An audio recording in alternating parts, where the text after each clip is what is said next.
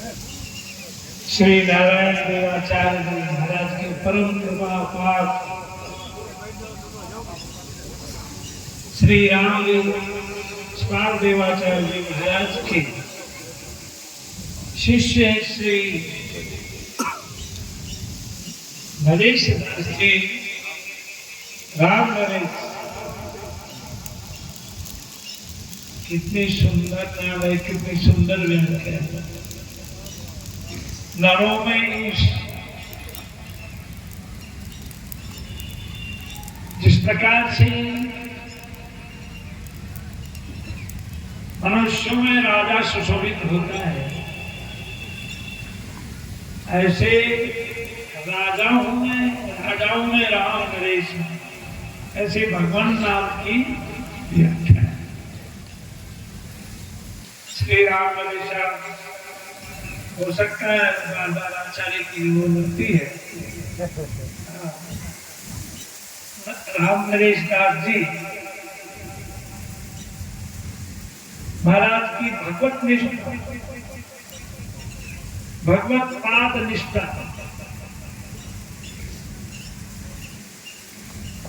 भगवत कृपा और भगवत प्रेम का प्रसाद है कि अब की बार ये तृतीय श्री राम महायज्ञ हो रहा है हमारे।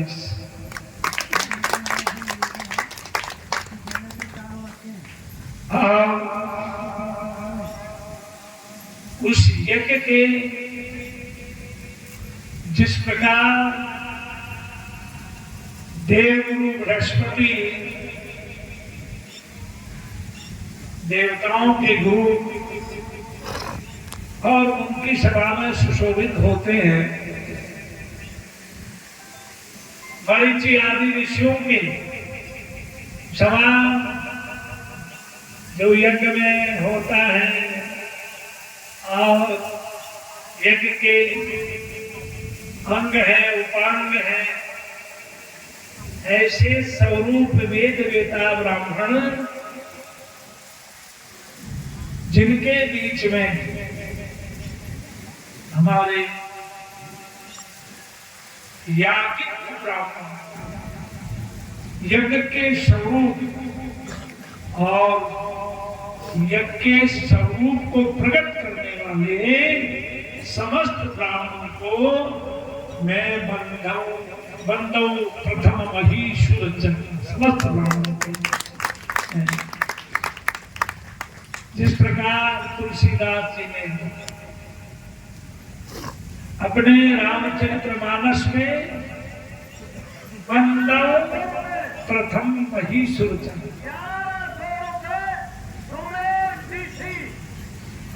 महीश्वर जन, मही नाम पृथ्वी,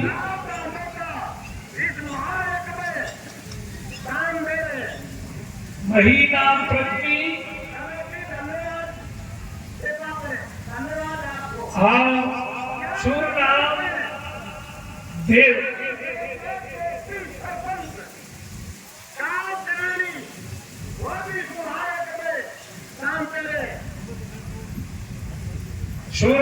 सूर्य यानी देवता जो धरती में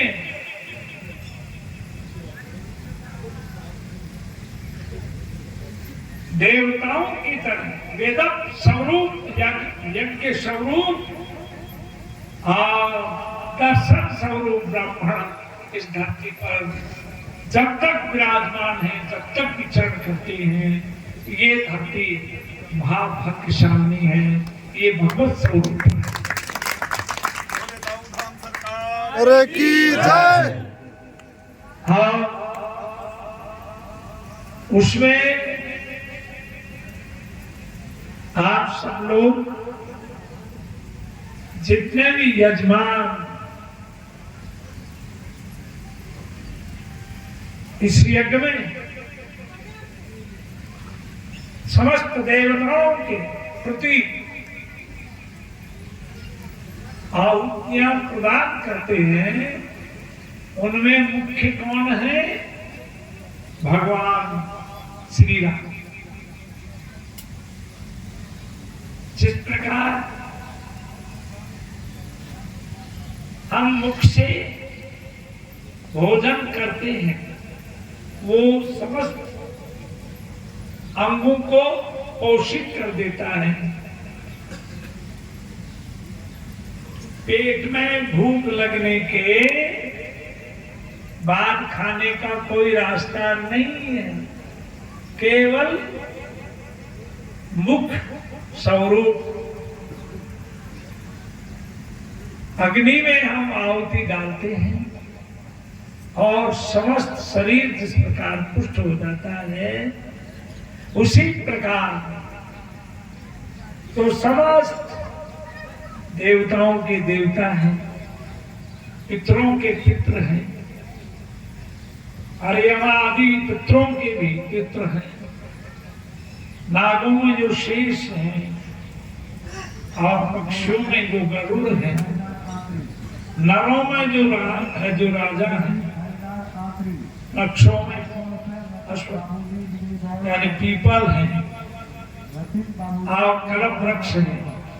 ऐसे भगवत स्वरूप के मुख में जाने से हे समस्त यजमानों,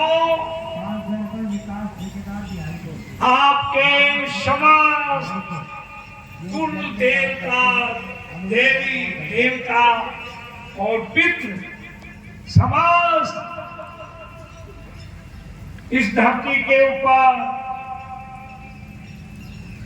कुल देवता है, लोक देवता है और सूक्ष्माति सूक्ष्म शरीरों को धारण करके विष्णु पुराण में लिखा है, ब्रह्म वैवर्त पुराण में लिखा है कि हमारे कर्मों को देखने के लिए वहां बहुत संख्या बताई, अर्बुदों अर्बुद हजारों लाखों करोड़ों अरबों खरबों इन संख्याओं के सूक्ष्माति सूक्ष्म देवता विचरण करते हैं। वो हमारे समस्त दिन रात क्षण प्रतिक्षण हमारे कर्मों को देखते रहते हैं और वो हमारे कर्मों के साक्षी। आज 7 दिन से वो समस्त देवता आपके इस पवित्र पुण्य कार्य को देख रहे हैं 7 दिन से, और 9 दिन तक आप इस पुण्य कार्य में रह करके जो पुण्य लाभ कमाएंगे, पुण्य लाभ होगा, वो पुण्य लाभ आपको किसी को देने लेने की जरूरत नहीं है, वह स्वतः ही आपके समस्त देवताओं को मिल जाए, आपके समस्त पितरों को, पूर्वजों को मिल जाए, हजारों पीढ़ियों को मिल जाए। इसलिए आप सब लोग बहुत बड़भागी, इस वसुधा पर याज्ञिक ब्राह्मण रहेंगे, इस वसुधा पर गो माता रहेंगी, इस वसुधा पर साध्वी माताएं रहेंगी, इस वसुधा पर ऐसी ऐसी पुण्य आत्माएं रहेंगी। तब तक ये पृथ्वी स्थिर रहेगी। उसको स्थिर रखने वाले, इस धरती को स्थिर रखने वाले ये यज्ञ रहेंगे। ये 7 स्तंभ हैं जो इस धरती को स्थिर रखे हुए हैं, और वो कार्य कौन करते हैं? वो कार्य करते हैं संत, वो कार्य करती हैं सती साध्वी माताएं, वो कार्य करते हैं वैदिक ब्राह्मण, और वो कार्य करती है हमारी तो। इसलिए माताओं से मेरा विनय है कि जिस प्रकार आप इस यज्ञ में 10 विधि स्नान करके और पवित्र हुई और आपका इसमें प्रवेश हुआ, ऐसे ही इस यज्ञ के पश्चात आप अपनी इस पुण्यमयी स्मृति को, इस पुण्यमयी यादाश्री को, इस पुण्यमयी विभूति को कभी भुलाएंगे नहीं। और माताओं, आपके चरित्र से भारत चरित्रवान हुआ है, आपके उदर से पुण्यमयी माताओं के उदर से स्वयं नारायण ब्रह्म प्रकट हुए, श्री कृष्ण प्रकट हुए हैं। आपके उदर से कयाधु जैसी माताओं के प्रहलाद हुए हैं, अम्बरीश, ध्रुव और तुलसीदास। इसलिए माता भगवान राम के चरित्रों पर आज भी ये धरती उनके चरित्रों का आश्रय लेकर हम मनुष्य योनि के प्राणियों को पवित्र कर रहा है। उनके चरित्र इस प्रकार से हम समस्त जगती तल के मनुष्यों को भगवान राम के चरित्रों का आश्रय लेकर के, उनको याद करके और उनको स्मरण करके अपने जीवन में उतारेंगे तो ये पृथ्वी धन्य हो जाएगी। इसलिए मैं बहुत ज्यादा नहीं करके इतना ही कहूंगा, क्योंकि यज्ञ में अभी बहुत सी आहुतियां शेष हैं।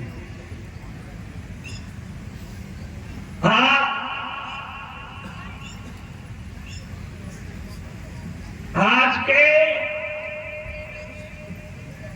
इस यज्ञ से, संतों के दर्शन से ये शिक्षा लेकर के अपने मन मंदिर में उतारे कि हम सनातन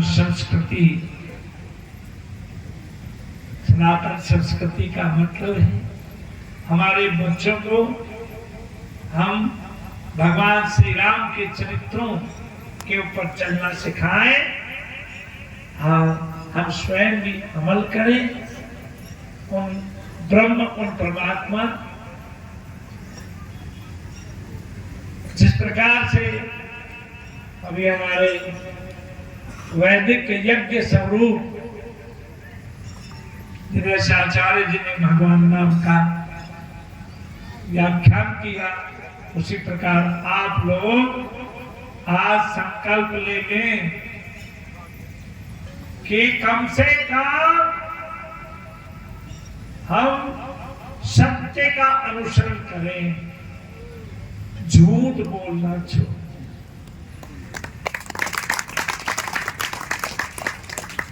जब तक हम अपनी वाणी पर कंट्रोल नहीं करेंगे, असत्य भाषण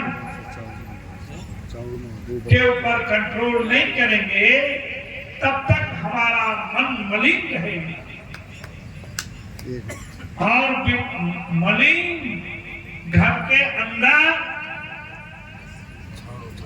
जैसे कोई भी व्यक्ति जाना पसंद नहीं करता है, ऐसे ही भगवान हमारे हृदय में प्रवेश नहीं करेंगे। इसलिए हमारे मन को पवित्र करें। निंदा, एक दूसरे की निंदा से दूर रहे,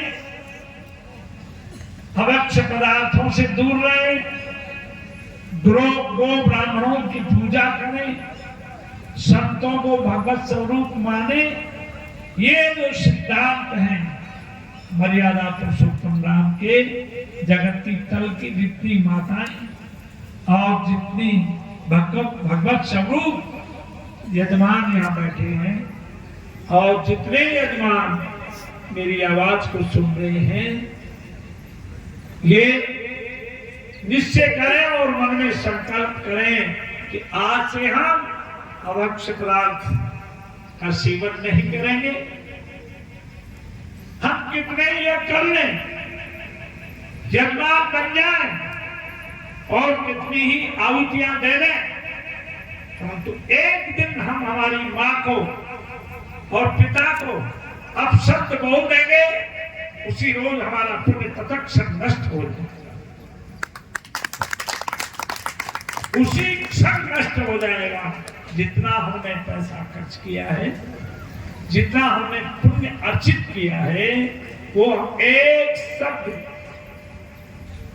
प्रहलाद का उदाहरण है। प्रहलाद को हिरण्यकश्यप ने इतने कष्ट दिए, परंतु वैदिक ब्राह्मणों की संगति में ये कह रहा हूं, ये इसके साक्षी हैं। प्रहलाद ने अपने पिता को कभी ऐसा नहीं कहा कि तू मेरे साथ ऐसा क्यों कर रहा है। ये आशीर्वाद किसका था?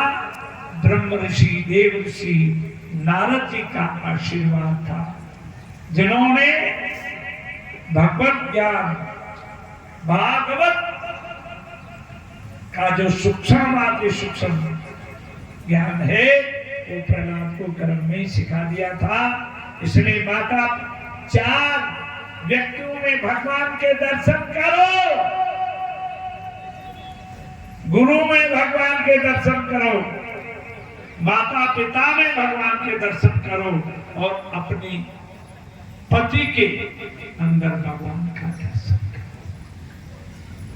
और सांसारिक स्वरूप से अपने सास, अपने ससुर, अपने पति और ब्राह्मण और गुरु में भगवान का दर्शन। और लास्ट में मैं एक ही बात कहूंगा माताओं से कि माताओं, यज्ञ में हाथ से प्रयास नहीं करना चाहिए। यज्ञ भगवान का स्वरूप है,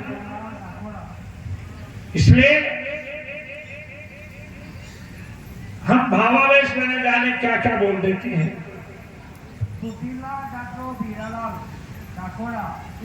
आप एक बात को याद रखें, सास और ससुर,